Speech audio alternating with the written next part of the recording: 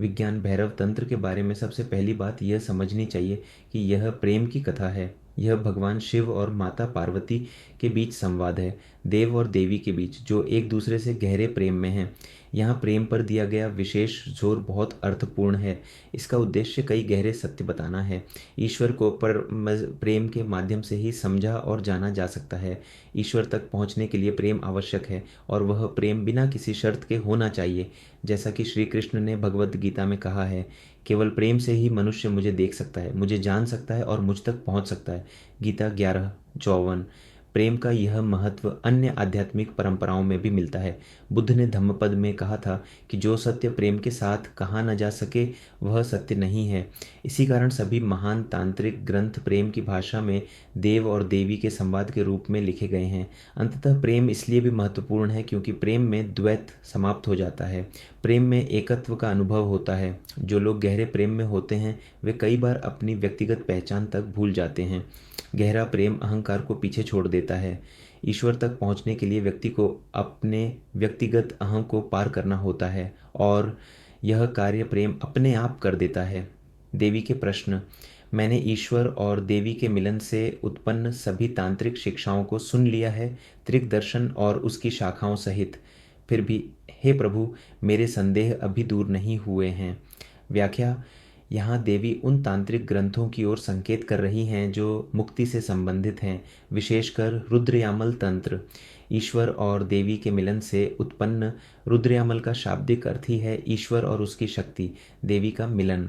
विज्ञान भैरव तंत्र मूल रूप से रुद्रयामल तंत्र का ही एक भाग था। रुद्रयामल तंत्र अब लगभग लुप्त हो चुका है। इसके केवल कुछ अंश बचे हैं, जिनमें प्रातिंशिका नामक ग्रंथ शामिल है। त्रिक प्रणाली कश्मीर शैव दर्शन को दर्शाती है। देवी कहती हैं कि उन्होंने तंत्र और कश्मीर शैव दर्शन के सभी ग्रंथ पढ़ लिए हैं, फिर भी उनके संदेह समाप्त नहीं हुए।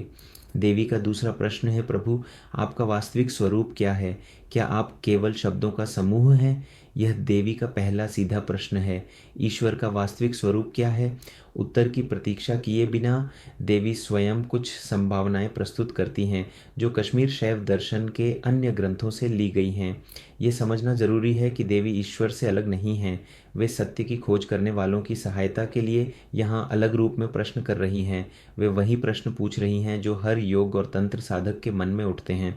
तीसरा प्रश्न, या क्या ईश्वर 9 रूपों में प्रकट होते हैं, या 3 सिरों वाले हैं, या 3 शक्तियों का संयोजन है? 9 रूपों का संदर्भ नेत्र तंत्र से है।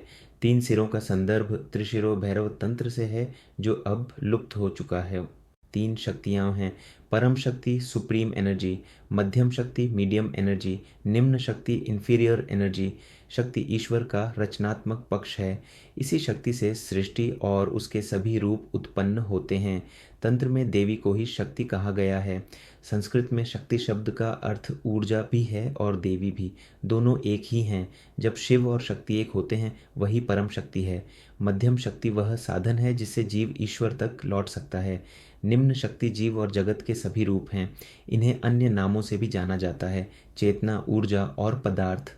महत्वपूर्ण बात यह है कि यह सब एक ही शक्ति है जो अलग अलग रूपों में प्रकट हो रही है। चौथा प्रश्न, क्या आप नाद, ध्वनि, बिंदु, प्रकाश बिंदु या अर्धचंद्र हैं? क्या आपका स्वरूप चक्रों में ऊपर उठती शक्ति है या स्वरहीन ध्वनि? ध्वनि से तात्पर्य सभी शब्दों में विद्यमान ऊर्जा से है। बिंदु सभी वस्तुओं में विद्यमान प्रकाश है। अर्धचंद्र वक्र रूप में प्रकट ऊर्जा है।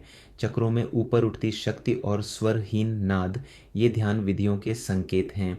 पांचवा और छठा प्रश्न, क्या मध्यम और निम्न शक्ति भागों में विभाजित है? यदि ऐसा है तो क्या यही परम शक्ति का भी स्वरूप है? यदि हाँ, तो यह तो परम तत्व की अविभाज्यता के विरुद्ध है। परम सत्ता रंगों या शरीरों में विभक्त नहीं हो सकती, तो वह अविभाज्य होकर भी भागों से युक्त कैसे हो सकती है? हे प्रभु, कृपा कर मेरे सभी संदेह पूर्णतः दूर करें। तंत्र का मूल प्रश्न इन 2 श्लोकों में देवी तंत्र के मूल सिद्धांत अद्वैत दर्शन पर आती हैं। वे पूछ रही हैं, यदि जीव अलग अलग दिखाई देते हैं, यदि वे विभाजित हैं, तो फिर कैसे कहा जा सकता है कि हम ही ईश्वर हैं? ईश्वर तो अविभाज्य है, फिर जीव अलग कैसे हो सकते हैं? यही द्वैत और अद्वैत का मूल प्रश्न है। विज्ञान भैरव तंत्र की बची हुई जानकारी हम अगले वीडियो में समझेंगे। धन्यवाद, चैनल से जुड़े रहे।